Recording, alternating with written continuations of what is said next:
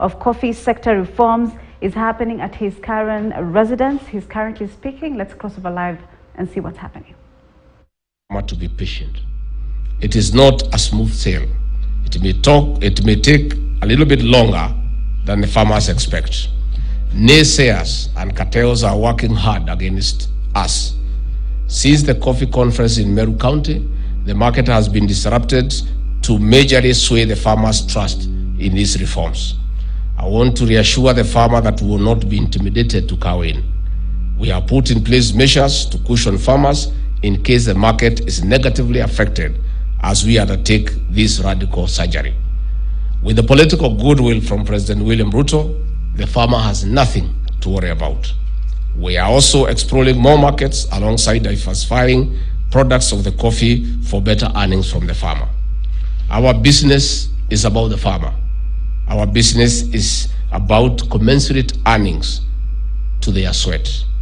Honorable members, in our strategy to ensure the farmer benefits, we are working hard to reduce the cost of production. This is through subsidizing and zero rating of various farm inputs. In the ongoing distribution of subsidized fertilizer, farmers will access the commodity at 2,500 Kenya shillings per 50 kg bag. The Ruto administration policy is lowering the cost of production. In this regard, I appeal to you as the people's representatives to work with the counties on the last mile distribution. Further, we invite you to join us in raising awareness among farmers on the availability and the importance of fertilizer. For better planning and interventions, we are rolling out another round of registration of farmers across the country that I'm going to launch this morning. Again, I encourage you to mobilize our farmers to register through the national government administrative officers.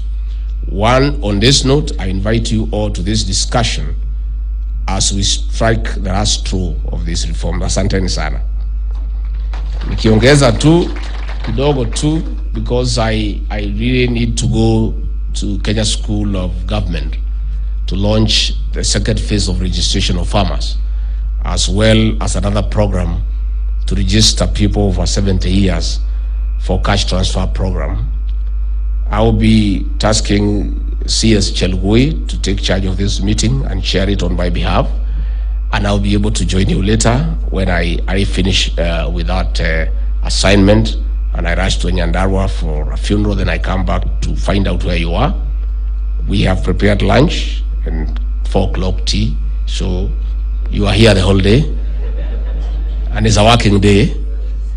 So all those of us who have a pay slip are supposed to be here the whole day. And if anybody leaves, you have to leave with the permission. I'll be consulted from wherever I am, so that we also earn our salary and we work for the Kenyan farmer. I want to say these reforms are unstoppable.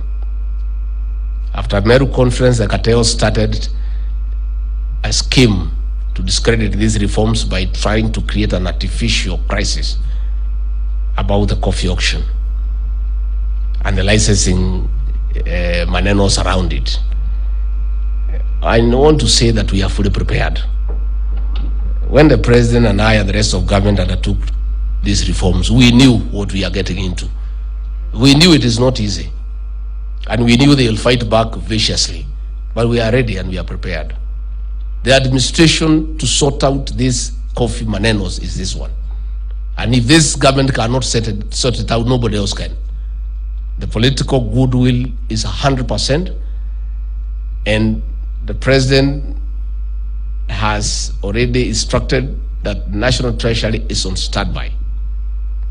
In case these cartels refuse to buy coffee to create an artificial crisis to stop us from the reforms, the National Treasury will set aside money to buy coffee from the farmers as we push these reforms. So I want to tell these cartels that trick of stopping to buy coffee to create a crisis will not work. We are going to put money for the farmers, and we'll get the coffee and put it in our stores and pay for it, and the farmers continue farming. And we can do that as long as it takes, doesn't matter whether it's a year or 2 years, as we look for proper market. It cannot be this coffee is fetching such high prices and they give farmers zero, nothing. We'll keep the coffee in our stores, and the people who like our coffee will come for it at the right price. So tunauliza all these players, mukuje mukubali mambo ya reforms. We have nothing against you. You have invested heavily in this country. We are willing to go along with you, but you must give farmers what is due to them. You cannot take all the profit. It's immoral. It's inhuman. It's unacceptable. So don't worry. I want to tell the farmers that even if they try to create an artificial crisis, we are ready. So there will be no crisis. The few things that I just wanted to highlight, the members of the National Assembly and the Senate, we agreed in Meru, farmers were in support, that we reinstate the Coffee Board of Kenya to be able to handle farmers' issues because it is farmers owned. So let us look at that and bring back the Coffee Board of Kenya. And this is informed by the fact that when Coffee Board of Kenya was in existence, farmers were well paid. So we are saying, let us have what is tried and tested. Again, KPCU has milling capacity to mill our coffee. It's farmer owned. So again, let's bring back KPCU and strengthen it. As we talk, we have already put money in the budget for 2023-2024 to enhance the capacity of our mills in Dadora, in Sagana, and in Meru.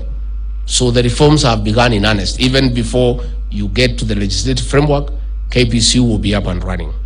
Again, please look at the issue of multiple licensing. People who are doing, they are the buyers, they are the marketers, they are the millers. This one, it was agreed in Meru, it must be separated.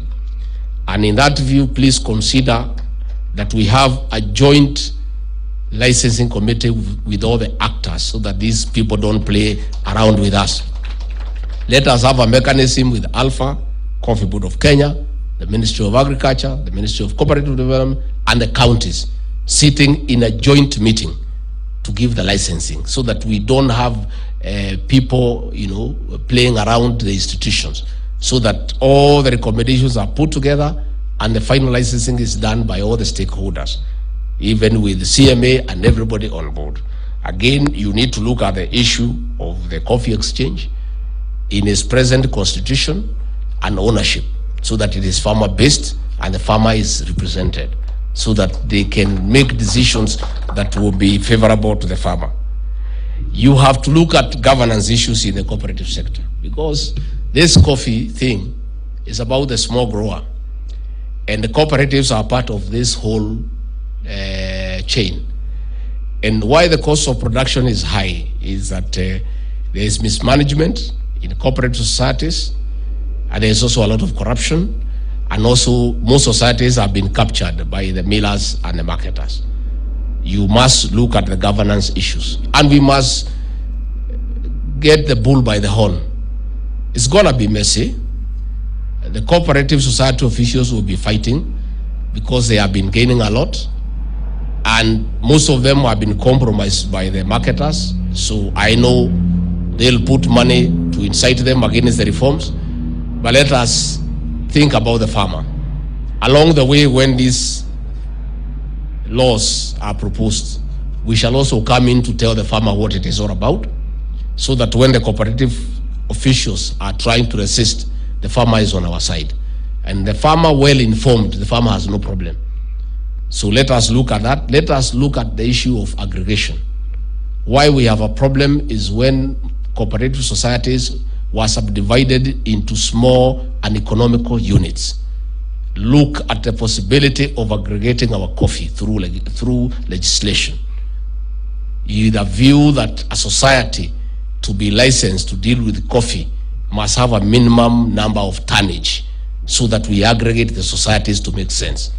As it is, when the millers came into place and the marketers, they corrupted the whole cooperative movement, such that everybody wanted to head a small society so that they can get induced by the marketers and the millers.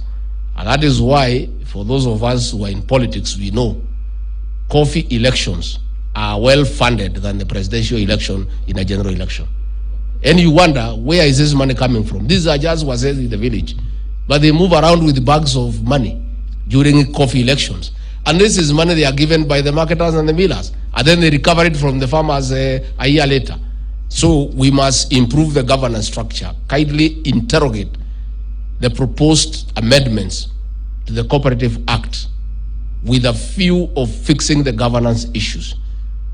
Have very stringent requirements for you to be a chairman or a member of a cooperative society in matters of education, in matters of literacy, in matters of integrity. Look at all those issues. But please consider to aggregate our coffee. Let us not having so many cooperative societies that are uneconomical. But those societies have come because the marketers wanted to control people. Because when you have little coffee, it's very easier to control you. But when we had societies that were huge, I remember my cooperative society, Madera, back at home. It was huge. Othaya Cooperative Society is still making money because Mwai Kibaki, when these marketers came and told big societies to split into small ones, Mwai Kibaki, the third president of this great republic, a man we all admire and we cherish and we remember with a lot of nostalgia, was a member of parliament for Othaya. He called the people of Othaya and told them, you cannot go into that direction. And today, as we speak, Othaya still remains the way it was. And it's a success story. So through these reforms, through the regulations, through the amendments to the Cooperative Act and the Coffee Bill, please look for a mechanism on how to restore huge societies so that we can benefit from economies of scale. And this can be done through legislation. Of course, right, that is the Deputy President Rigathi Gachagua. They are meeting stakeholders on the coffee sector reforms at Karen. And of course, it's the rolling out of another phase of registration of farmers. And he's raising awareness to farmers, of course, on the importance of fertilizers and for them to register on government websites. We'll be giving you the details on that in our subsequent bulletins. I want us to get into what's trending now, and I'm joined by Anne Veronica on what's happening in the continent, especially on the social media platforms. Anne, good morning. Good morning, Fatea. Good to see you. Let's start off, of course, here in Kenya. The CS for Interior, that is Professor Kithure Kindiki. He's talking about removing roadblocks and, replacing them with patrol police. Tell us about that. Yeah, he said that he's going to remove the roadblocks and replace them with patrol police. It was a directive from the president, and it is aimed at curbing the bribery situation, because actually netizens are happy about it, because they're saying the public service vehicle drivers were suffering from it, and most of the stops they had to pay kitu kidogo. Yeah. They had to give kitu kidogo, and they were really suffering from it. They're saying that it is a very good move. They're also requesting that if the cameras that were governing the speed could be brought back, it will make a lot of sense to them. Mm-hmm. Yes. Another thing that he talked about, of course, was the passport situation, and he said he will